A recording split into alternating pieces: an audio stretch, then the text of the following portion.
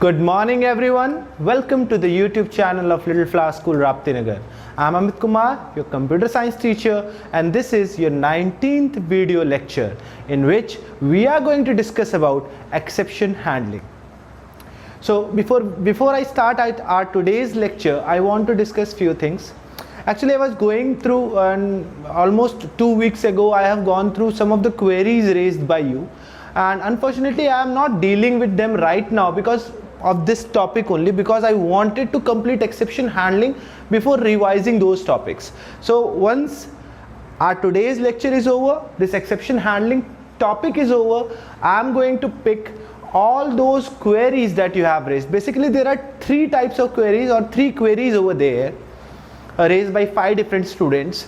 Actually one of the query was related to homeworks and notes, which I provided to you. Now I think it's available on the link and you can get it from there. Second thing, few of the students were asking, sir, if we are making our own notes, so do we have to note down your notes? So if you are making your own notes, you need not to bother about the notes that I have written, but in case, just go through it, and if you find anything new or anything unique other than your notes, please note it down in your notes as well. But if you are not making any of your notes, then please do note down whatsoever I am providing to you. The exercises that I am providing to you, of course you have to do them. Now two other students have asked question. One of the question was to convert sum of product and product of sum, and of course the vice versa, to convert sum of product into product of sum and product of sum back to sum of product. This was one of the question being raised, and the next question that was being raised was to explain the decoder and multiplexer circuit again. So once our today's topic is over, in the next video lecture, that is to be 20th video lecture, there I am going to deal with these 2 queries. I am going to re-explain the same concept to you, and I hope this time it would be clear for you. So now, without wasting any time further, let's proceed with today's lecture. So today's topic is exception handling. But before I move on to the topic directly, let me tell you a few things. Okay, the first thing that I want to tell you is about errors. So now the question arises, what is an error? So an error is any abnormal situation or unwanted situation in our program due to which our program is not able to provide us the desired output. So there can be different types of errors in our program, right? But generally the errors are classified in 3 categories. Well, in most of the books they get confused between logical error and runtime error. They treat them as same, but there are 3 different types of errors in Java. The first one is syntax error. Now syntax error means any kind of error related to the syntax of the language, related to the grammar of the language. That is nothing but a syntax error. Suppose you miss the semicolon that has to be given. The method that you are calling, you place the wrong parameters over there. And if a method is returning something and you forgot to provide the return keyword. So there can be different types of syntax mistakes that you can commit while programming. So all these errors which are related to syntax are syntax errors. Now the interesting thing is, all the syntax errors are compile time errors. That means that your compiler is going to tell you what sort of syntax error you have committed in the program. Okay, so you will get to know about it through the compiler itself, and then you can go to that specific line and remove the error and recompile the program. So syntax errors can be recognized by the compiler, so they are one of the easiest error in the program that can be removed or that can be debugged. The second sort of error in our programming is known as logical error. Now, your compilers are not going to tell you anything about the logical error. Why? Well, it's obvious, your compiler don't know about your logic. So how can a compiler tell you about your logical error? So logical error is a sort of error in which we have written a wrong logic in the program. I'm telling you in a very simpler manner. Suppose the program wants us, or the program needs some sort of calculation in which some division and multiplication is to be done, but instead of dividing and multiplying we have only done addition and subtraction, then definitely we can come up to a wrong result, we can come up to a wrong output. So such errors are known as logical errors, due to which we always get a wrong output. Now our compilers are not going to recognize these errors. So how we are going to know about them? So there is a programming technique that we can use. Of course, if we are getting a wrong output, then we can use this programming technique, because in that case we know that program has compiled, there is no syntax error, program is running, and program is running and giving us an output. So there is of course not the third sort of error which I will talk about. So of course when the program is running, of course when the program compiles successfully, program is running and giving you some output, but that output is not correct, that output is something else, that output is something else, something other than what you have expected. So all those errors which are not giving you the desired output though the program is running are logical errors. And to rectify those errors, to find out those errors, you have to do dry running. Dry running is one of the best technique to find out any kind of logical error in the program. And you already know about dry running. In class 9th you learned it, 10th also you practiced it, 11th also, and this year again I am going to tell you once, not today but once, I will tell you how to do dry running. For those students who have not practiced in the earlier classes, don't commit the same mistake again. Focus a bit on the dry running, especially for the output giving programs or for finding out the errors, especially logical errors. Dry running is very good technique. Now let's see the third sort of error, the third kind of error. The third kind of error is known as runtime error, or better to call them as exception. Okay, so exceptions are runtime errors. Definitely there is no problem in the syntax of the program. The logic of the program would be correct, or maybe it would be wrong, it depends. But when the program is running and program is stopping in between, abruptly, abnormally, suddenly, so definitely if the program is stopping in between suddenly, it will not give you any kind of output. Right or wrong, that's a different thing. It will not give you any output. The reason is program will stop in between. And all those errors due to which program stops in between abruptly are known as runtime errors or exceptions. Languages prior to Java language were not capable of handling such errors. But Java became one of the first programming language, one of the first object-oriented programming language which actually solved these exceptions, or which actually have something to handle these exceptions. So today we are going to see what Java does, or what functionalities Java provides us to handle exceptions. So let's see. In Java there is a class specifically for a different exception. So there can be different types of runtime errors, and for every runtime error Java have created a class for you. But how can Java tell me what sort of runtime error I can get? So Java have provided you only the basic and the general exception, the basic and the general classes to handle exception. For any other exception which Java actually haven't handled, you can create your own exception class. Okay, so you can create your own exception if you want. So Java provides you that functionality also. Overall, Java have 5 different keywords through which Java handles these exceptions. Now what are these keywords? They are try, catch, throw, throws, and finally.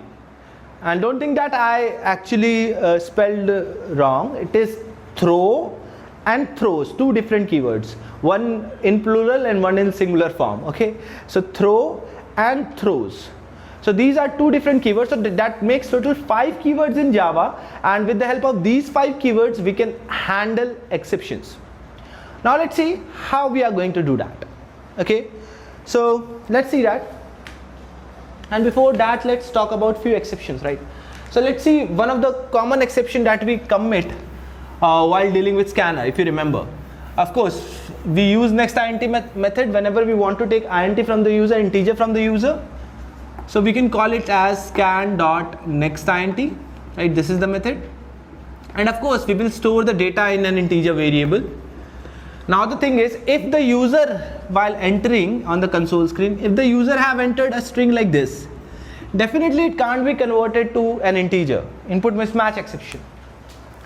So this is an exception. Let me tell you one more exception, especially with the case of integer, because this exception will not occur if it is not an integer. So I am creating two integer variable, one holding 10, one holding 0, and then I am creating a third integer variable where a is divided by b. Okay, 10 is divided by 0. Here also one exception will occur known as arithmetic exception, because we are trying to divide it by 0. Okay.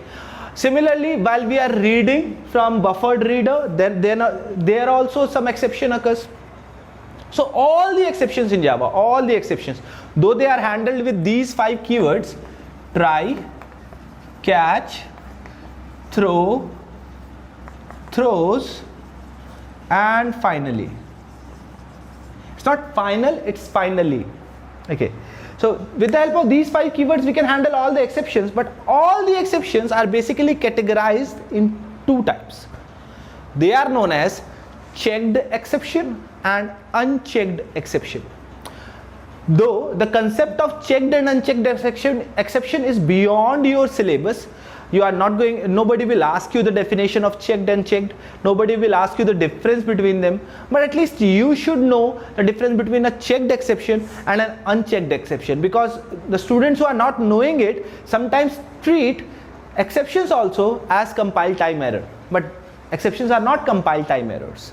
So we will talk about checked and unchecked exception today in today's lecture itself, don't worry about it. But before I tell you about checked and unchecked exception, let me tell you how you can handle exception. Now I will tell you theoretically right now, and in today's video lecture I will tell you practically as well in the practical session. So let's see. Suppose there are some set of codes. Let's see. Int a is equal to scan dot next int, and int b is equals to scan dot next int, and then I am creating int c is equals to a divided by b, and then of course system dot out dot println c. Imagine this code snippet. Now in this code snippet, suppose when the code is running, user have entered a wrong string, a string which cannot be converted into integer, then definitely here an exception will occur, input mismatch exception, and I want to handle it, right? So these are the codes which can generate exceptions. So what I will do, I will keep all these codes inside try block. Okay, I will keep all these codes inside try block. Once I done it, I will put a catch block just at the place where I am closing the try block. So try block belongs to in this. So this is the block of the try. So as soon as try block is over, I started catch, and here I will mention the name of the exception class. As I told you, exception was input mismatch exception. So I will write it here, input mismatch exception. Okay, mismatch exception.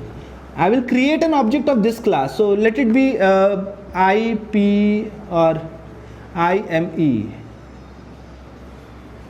Okay. So what is the whole code snippet now?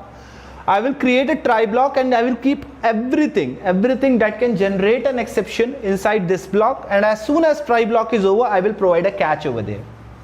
And within the catch, I have to provide the name of the exception. Now why this is necessary? This is necessary because how Java performs the try block, right? How Java performs with try block, let's first understand that. Each and every statement in the try is not executed. Actually, first of all, your JVM tries to execute it. Okay, it doesn't execute it. JVM thinks or JVM calculates what could happen if this certain statement is executed.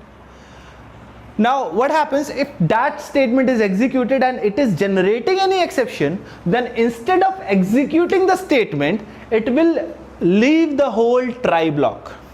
What I mean to say, in the first line, if user has entered ONE, So what will happen, this line will generate an exception, and because of that this will not be executed. In fact, whatsoever afterwards in the try block will also not be executed, and your program control will move from this line directly to a catch. But which catch? Actually I have made only one catch, so there is no problem, it will directly come to this catch. Actually this try will actually throw the program control to a catch block which is having the same exception object which is being generated. So now for example here input mismatch exception is being generated, so the program control will move from here to directly to this catch. Why? Because it is having an input mismatch exception object. Suppose there are two catch blocks. Is it possible? Yes, it is possible. The second one is arithmetic exception. Arithmetic exception. AE, suppose object name is AE. Now see, because this line is generating input mismatch exception, try will not take it to this block. In fact, try will take it to this block, the first one, not the second one. Why? Because the second catch block is having an object of arithmetic exception, and try block is generating input mismatch exception right now.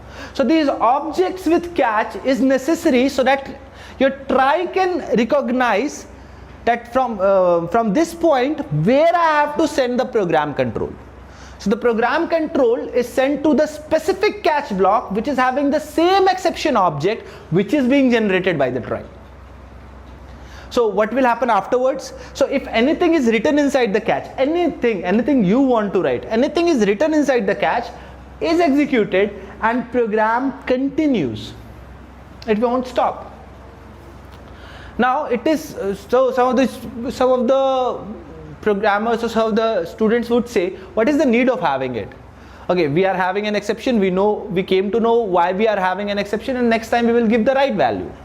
Okay, you are programmers, you can come to know with that statement only, with that error only, okay, what sort of error or what sort of exception is occurring. But imagine about the user. A user who is not knowing about programming, how the user will come to know what sort of errors he is committing? So instead of showing that exception, it would be nice if we will tell the user, okay, you have given wrong input, please enter correct input. So that will be more meaningful to the user rather than that exception statement.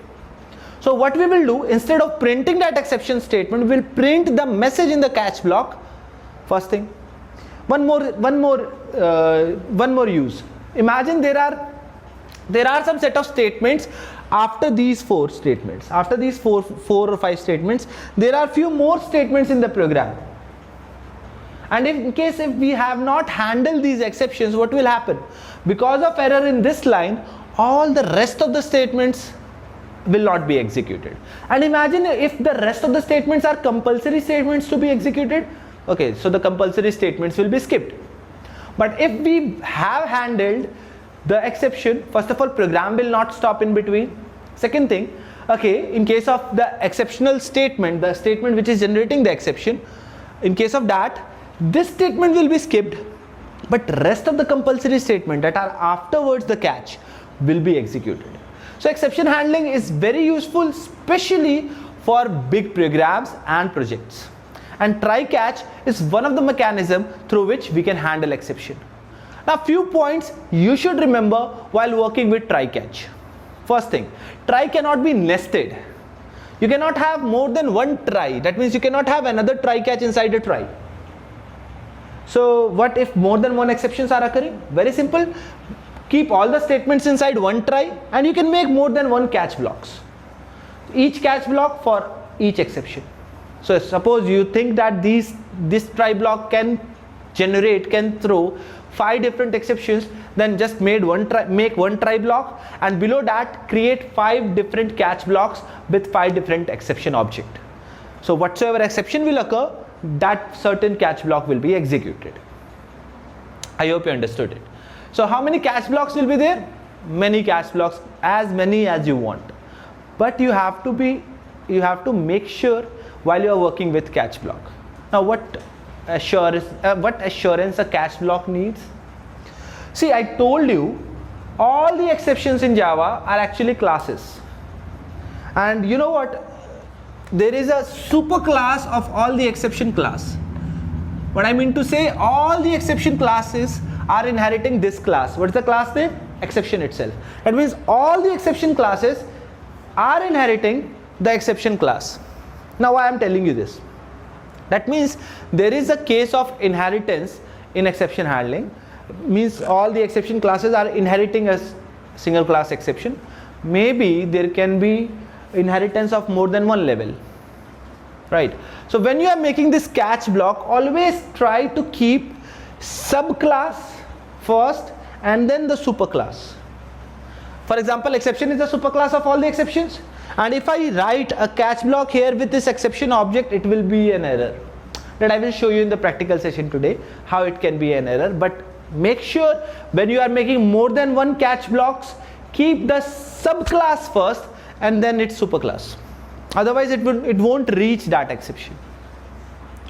So this was related to try and catch, and the things you have to be sure of, you have to keep aware. I told you about that. Now let's see 3 other keywords that we are going to use. The next keyword that I am going to discuss is throws, the plural one with an S. So throws is a keyword which lazy programmers use. Why I am saying that? Whenever any programmer don't want to handle the exception with try catch, he or she has an exception. He or she has an option. And what is the option? The option is to throws the exception. We have done it a lot of time. Do you remember when we were using buffered reader in the last or the one previous to that lecture? Do you remember that? What we have done? We have not used try catch. Instead of that, we have written throws and the name of the exception in the method signature itself. So if you don't want to handle the exception by yourself and you want the JVM to handle it by itself, then you will write that throws keyword, okay, with the method name, of course in the same method where exception is generating. So you need not to bother about handling that exception. Now what is the use of throw? Now throw is a keyword which is used to create your own exception or to throw your own exception. Suppose any exception is not created and that sort of exception is occurring. Now most of my students are saying, sir, we are handling exception. Why we would create any exception?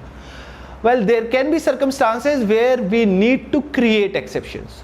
And today in the practical part, I am going to show you one such scenario, but right now I am discussing that. All of you have studied about constructor, right? In your 10th class, all of you have studied about constructor. You revised it in 11th as well. Now, do you remember that constructor cannot return anything?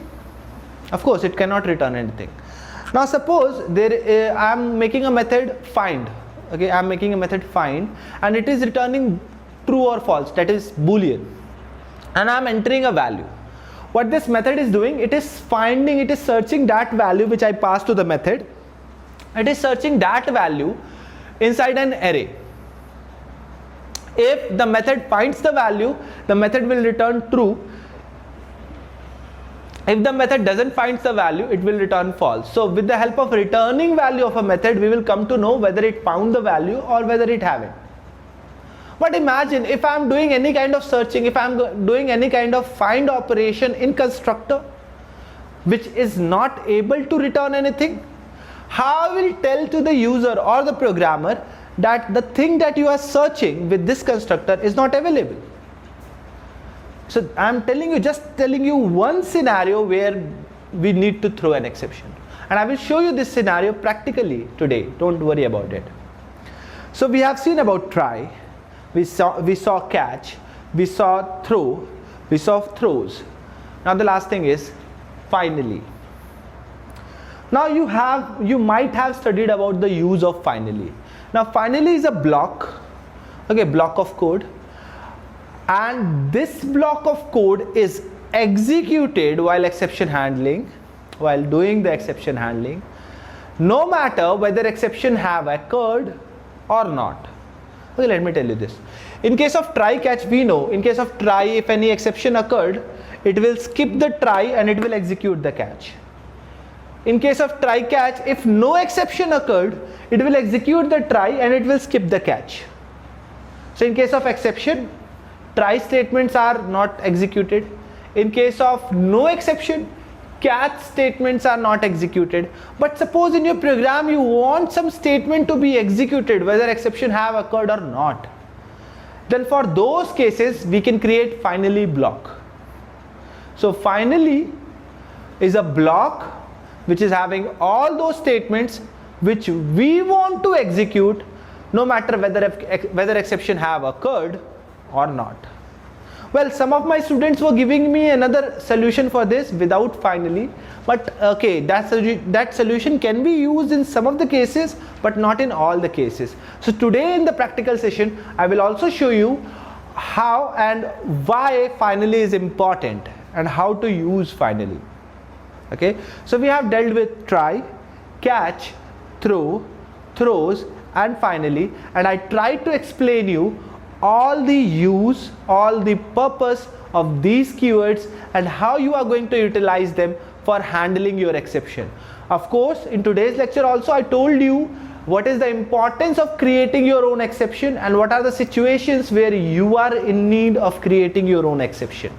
So now it's time to see all these things practically. So without wasting any time further, let's move to the laptop.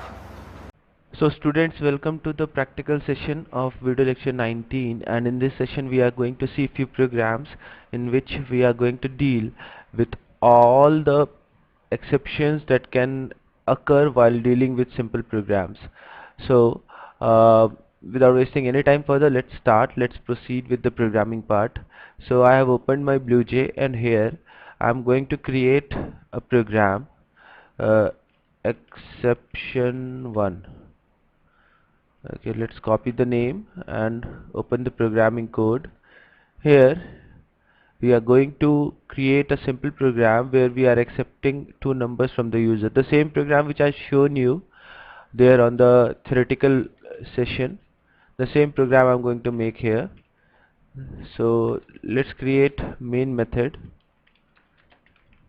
and within the main I'm going to ask user to enter some numbers, but this time I'm going to use scanner class. I told you once that if we are importing or if we are writing the class name with the package name, we need not to import anything. So that I am doing here, and here I will mention in the scanner about the keyboard through which I am taking the value. Now I will ask the user to enter two numbers. So enter two numbers, and these numbers I will accept in two variables through scanner. So int a is equals to scan dot next int, and the same thing we will do with the int b. Now I will create int c is equals to and here I will mention a divided by b. Of course, after that I am going to print value of c, and then I am going to print here two more statements. Now in the next two statements I am going to print compulsory. Okay, I'm just showing you that there can be some compulsory statements in our program, and what will happen in case if we will not do exception handling. Okay, so compulsory statement 1, compulsory here compulsory statement 2. Fine. Okay, let's compile. These two statements are the two compulsory statements which I am assuming are to be executed whenever the program is running. So let's compile it. Okay, and let's run it. So to run it, we need to right click and click on main method and click on OK. So let's enter two numbers like 5 and 2. This time I'm entering 5, and then I will enter 2 in a wrong format, and you can see it's generating an exception, input mismatch exception, and this exception belongs to the util package, so we have to import this util package for this exception. So let's see how to handle it. I told you in the theoretical section that we can create a try block for such situations. Okay, and in this block I will keep these statements which can generate exception, and then after, just at the place where try is ending, I will create a catch block, and there I will mention the exception name. So it is input mismatch exception. Okay, I will tell you a shortcut so that you need not to write such a such big names. Okay. Well, in case of array, we are having one more exception which is actually bigger than this one. So let's see. We have only created a try catch. Okay, it's showing an error, so we have to import this class. So import Java dot. We can use asterisk. Okay, also mismatch exception. Fine. So now you can see it's compiling successfully. Now you are running it, so let's run it. Okay, and this time I'm going to enter correct values, but the second value that I will enter is 0. So another exception will occur here. You will say, sir, we have handled the exception, why exception is occurring?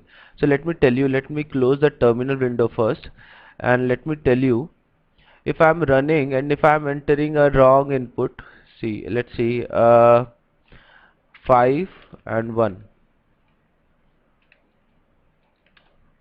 So you can see, since I have entered a wrong input, still the program is not closing, the program is not terminating, and it's going up to the compulsory statement. It would be more meaningful if I would have printed something in the catch. So that I am going to do, definitely I am going to do that, but since we kept everything in the try, doesn't mean it's going to handle all the exceptions. For example, let me enter this time 5 and 0, and you can see the arithmetic exception is still occurring. The reason for that is we have only dealt with input mismatch exception, and we have not created any catch block for, yes, for wrong division, for actually arithmetic exception, divide by 0 exception. So what we are going to do, we are going to catch arithmetic exception with AE object. Okay, and now compile. So fine, and let's print something in these two catch block. Okay, so here we will mention error, error, please enter in correct format, or please enter numbers only, that would be nice.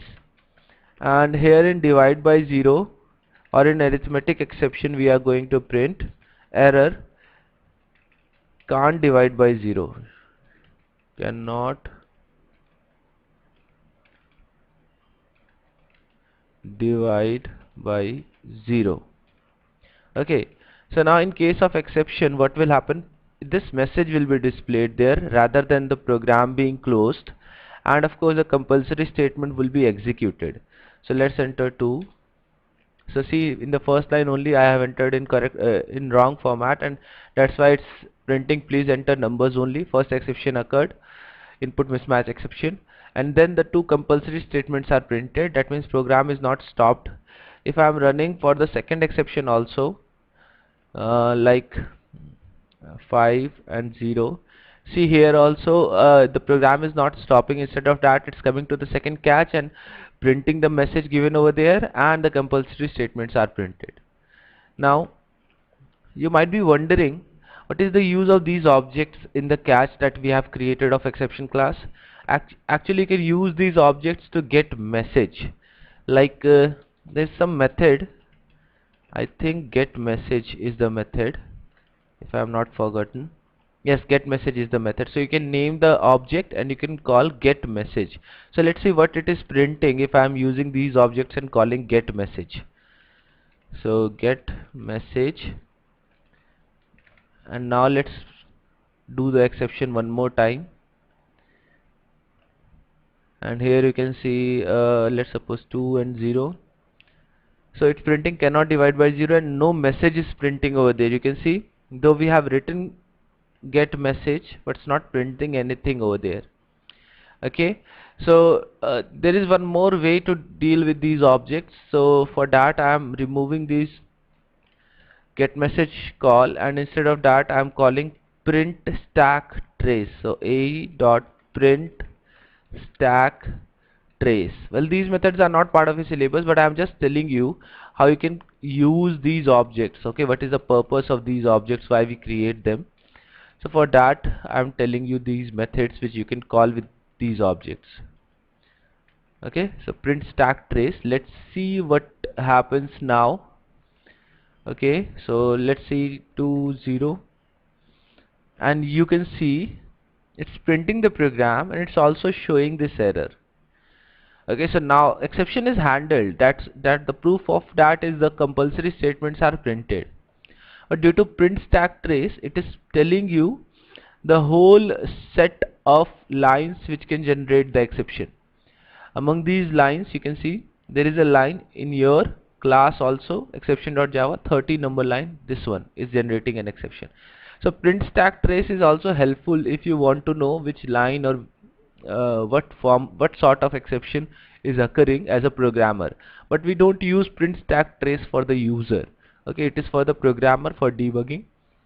Now we have seen try catch, but you have seen here to print anything, like in case exception was occurring, still the compulsory statement was executed, and when exception was not coming, still the compulsory statement was executed. Well, that case I haven't shown you. So let's enter a correct value like 5 divided by 2, and see here output is 2, no doubt, and here also compulsory statements are executed. So if the exception is occurring, still something is executed. If the exception is not occurring, still these statements are executed. So with simple try catch only we can do that, right? So what is the need of finally?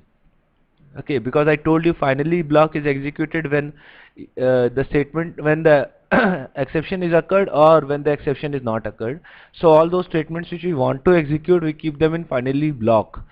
So if we create a finally block, what's the benefit of it? Because anything if we keep outside the try catch will be executed, right? So what is the use of finally block? That I can explain you.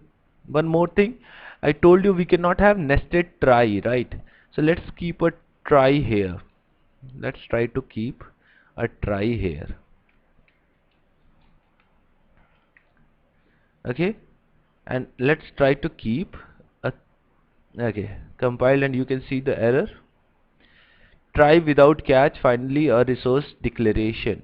So if you are having a try, you should have a catch. So let's try to provide a catch here. Okay, let's see, arithmetic only, arithmetic exception.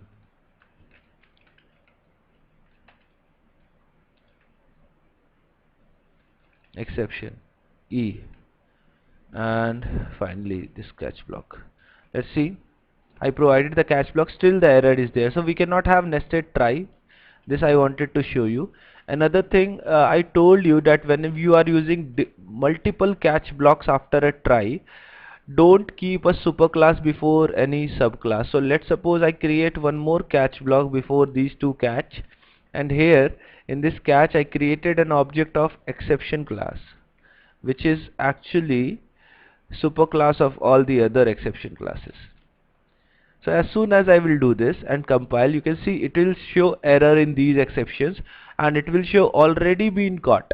The reason is if you will make a superclass exception catch, okay, you can, if you make a catch with superclass exception and then you are making a catch with subclass exception, that is an error, because this will catch all the exceptions, so it will never come to these catches. So if you are using catch block or multiple catch block, try to mention the classes in first the subclass should be mentioned and then the superclass, and the order should not be changed. Second thing, if you don't want plenty of catch and you want to handle all the exceptions inside one catch, the better way to do it is have a exception, okay, have an exception object like this, okay, and not the specific exception. In fact, the exception object itself, exception class object itself, now it can catch all the exception because it is super class of all the exception, so it can catch all the exceptions. So though it will print the same message all the time, that is also a case. For example, if I'm entering 2, it will print please enter numbers only, and if I'm entering 2 0, please enter numbers only. So message will be same. The reason is I have made only one catch block. So please try to provide a general message in such a catch block if you are providing, and this is helpful in those situations where you don't want to create multiple catches. Okay, so now let's see what is the use of finally block. Okay, so let's see. For that I'm creating an API class, not an application program. So finally use. Okay, so let's see, let's suppose this is the class name, finally use, and in this class I'm creating, actually I told you I'm creating an API class, so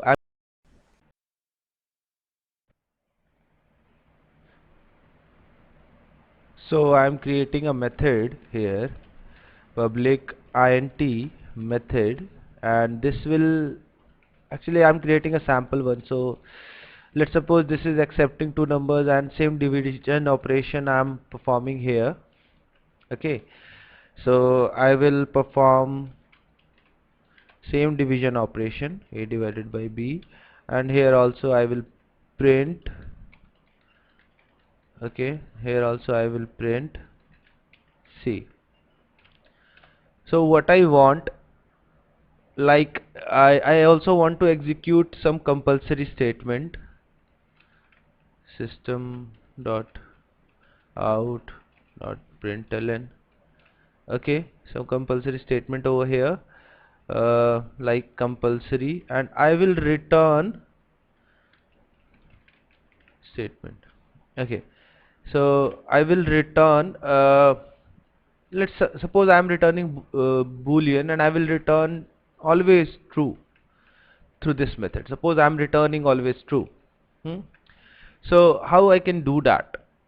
Okay, so because if I will simply write return here, if I will simply write return here, like return true.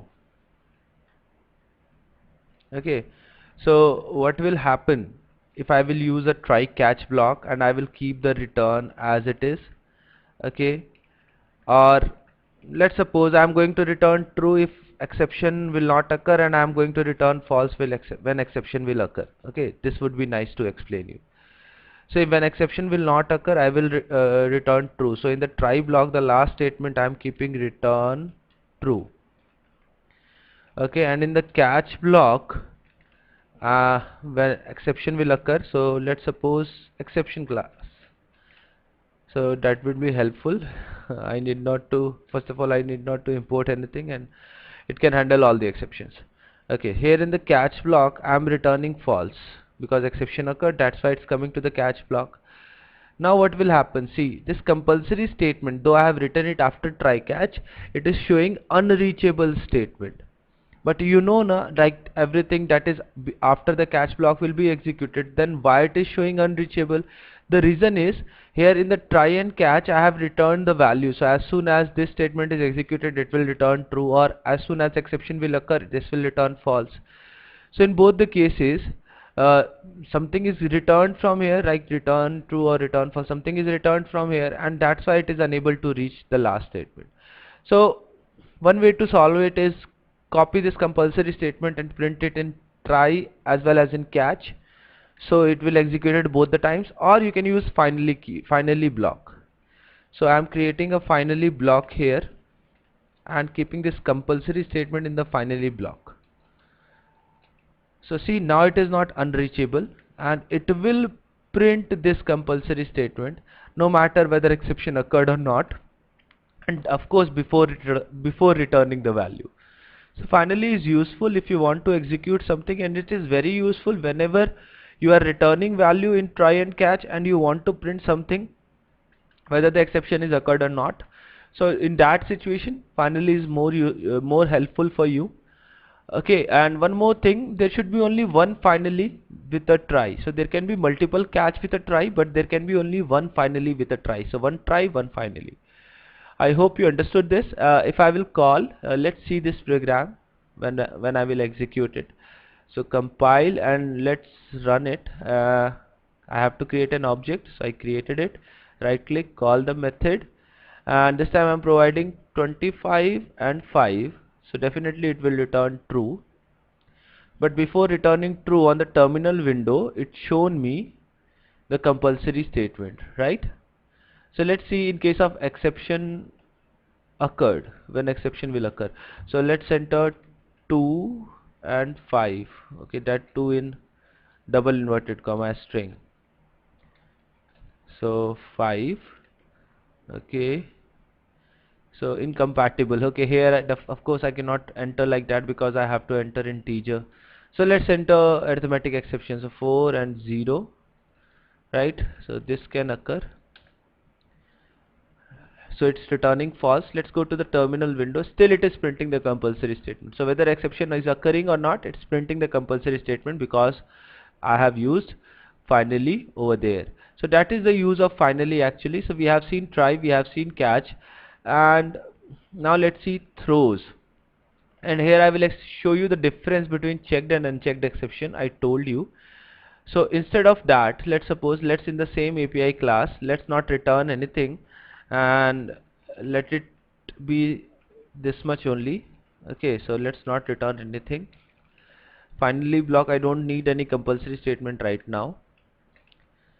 Okay, I will even remove the try catch, so no need to bother about it. So what I have done, I have printed this, and let's suppose I don't want to catch any exception. Okay, I don't want to catch any exception, so that's why I made the program like this. So definitely in case of exception, it will go to the JVM, right? Let's see that, because I am not handling it. So right click, call 25 and 5. Okay, it's working. And if I'm using this finally in some main, suppose in this sample, or let's create a new sample, sample 3, sample main. Here in the sample main, I'm going to call an object of this finally use. I'm showing you to tell you the difference between checked and unchecked exception. Okay, so let's try to, okay, fine. And here I will create public static void main. I will create an object of that finally use, and I will call that method. So finally use fu is equals to new finally use, and here I will call that method with two values. Let's suppose 5 and 2. Okay, so compile successfully, and definitely if I will call the main method, it will show me the output 2. What if I will enter 0? I told you exception will occur, right? But let's try to do it. Let's compile after this. So it's compiled successfully, and now let's run main, call main. Okay, and see exception occurred. I've shown you on the terminal window, exception occurred. It's not printing anything. So of course it's unchecked exception, because when I was compiling it, I was not getting to know anything about it. But imagine I made this method and I am not using try catch, and instead of that I am using throws exception. So suppose if I thrown exception, I have not thrown, if I throws exception, okay, it's not throw, okay, it's throws. I throws exception, I don't use the try catch, and you know this way of not handling the exception. So suppose if I throws that, and here in my program if I try to compile it, you can see a compile time error, and what you can see, unreported exception. So this belongs to the checked exception. So now what is the difference between checked and unchecked exception? So if if you have created any class, and in that class if any kind of exception is occurring, okay, and if you have handled it with try catch, then definitely you will not get any compile time error related to unreported exception. Okay, if you have try cached here, suppose throws is not there and instead of that you have try cached here, then definitely this exception, this error will not occur when I will call the method. But if you are throwing, if your method is throwing any exception like this, and if you have not try cached here, then of course at compile time you will get an exception, unreported exception. Okay, this error will occur. So you have seen this error when you were using read line method. That means the read line method is not using try catch, it is using throws, and that's why when we were calling read line method, this unreported exception occurred. So two ways to solve it: either you can use try catch over here, or you can also use the throws exception, and definitely that error will stop coming. So whenever any method uses the throws clause and doesn't handle the exception over there, then it belongs to the checked exception and compiler will tell us about it. Otherwise compiler will not tell us about it. Now the use of throw, I told you throw is used to throw your own exception. Okay, suppose you want to throw any exception, then you can use throws. Sorry, not the throws. So let's see how to do that. For that okay, let's see here in the finally. Okay, I need to create a new class for that. So let's suppose class name is new class, and inside this new class I'm creating an array. Okay, I'm creating an array in the class itself, and then I will keep something in the array like, okay, not like this, int arr array, and I am entering some value like 10, 23, 45, 67, 57, let it be, and I'm making this as final so that no one can change it. Okay, compile successfully, and I am creating a pos variable. I'm not assigning anything, and I created a constructor also. So what I will give a value to search in this constructor, and this constructor will search the value in the array, and if the value is there it will note down the position, right? So I am performing linear search right now because we are not learning searching. So I will start with 0 and I will end up to array length and I plus plus always, and here I will search that value. Okay, like if arr I is equals to value to search, then what you will do, you will just simply, okay, you have to break also, so you will just simply note down the I in the pos. So pos is equals to I, and you will break. Well, pos is actually a data member, so if this loop will not find the value, then pos will be 0. So after this I can check if pos is equals to 0 or not, right? So the thing is, if it would be a search method, I can return true, that okay, value found, or if it is true or false, because in any method I can return a value, a boolean value, but in a constructor I cannot return anything. So how I will inform the user that value is not found? So first thing, if pos is equals to 0, I will assign -1, because 0 is an index over there. I will assign -1 to pos. That means it doesn't found the value, and I will throw an exception. How I will throw an exception? With the use of throw keyword.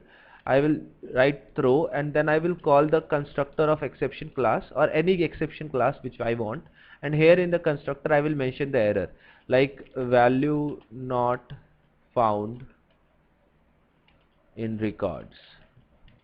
Okay, so this is a way. Of course, if we are throwing, we have to use the throws clause. So if you are throwing any exception by yourself, if you are generating any exception by yourself, either you have to try catch here, So if you will try catch it here, it will belong to unchecked, and if you don't want to use try catch, you can use throws clause, then it will belong to checked exception. So if anyone who is calling this new class will have to handle this exception. So exception, okay, of course I have to use this, so compile it. So it compiled successfully. I will use it in sample main itself, and this time I will create an object of new class. So new class, and this time I will not use throws, I will use try catch to show you. Okay, new class, nc is equals to new class, and here in the constructor I will pass a value, suppose 45, and as soon as I will do it, it will show me an error. Compile. See why? Because I throws there, so I should use a try catch. So try, okay, and catch. So I am throwing exception, so I will catch exception. So it depends which exception you are throwing. Error, okay, and here I will take help of get message, which I shown you earlier. So e dot get message, I think it will work now, because I am passing something in the constructor of exception, so it will be printed here. Okay, I think that it will work, and if the value is found, I will print the position. So here found at nc dot pos. Okay, you are knowing that all the positions are with index, so I will use nc dot pos plus 1. Okay, and position also, right? So position, fine. So let's run this program. I have entered 45. I don't think so 45 is there. Let's see. Okay, found at third position. So let's check out that 45 is there at the third position or not. I created the array over there. Okay, 45 is there. Let's enter 55. It's not there. Okay, let's see what will happen. So let's enter 55. So our constructor will see whether it is there or not. If it is not there, it will throw an exception. It will come here, and because exception is generating by the constructor, it will not print found at, and instead of that it will print the message that I have passed there. So let's see. Okay,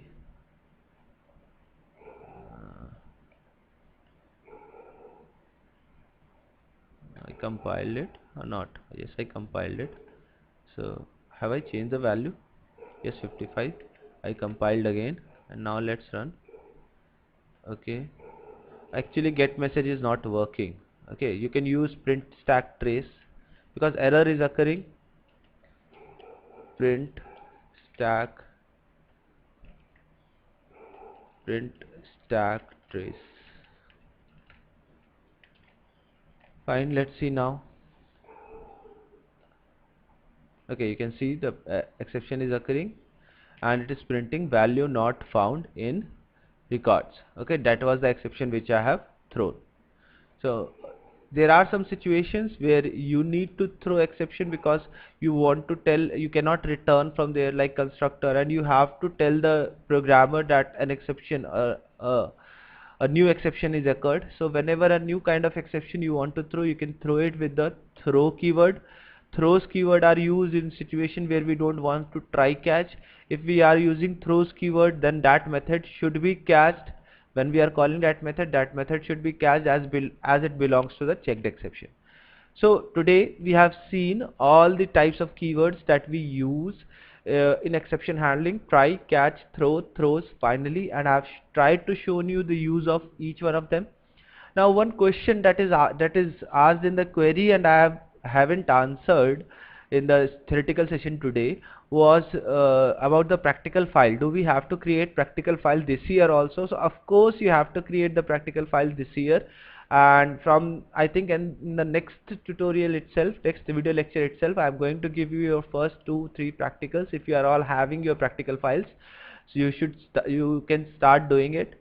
Okay, because 25 practicals we have to make this year. So don't worry about the practicals. You have to create the practical files. So that's it for today's video lecture. I hope to meet you in the next video lecture. Till then, thank you and have a nice day.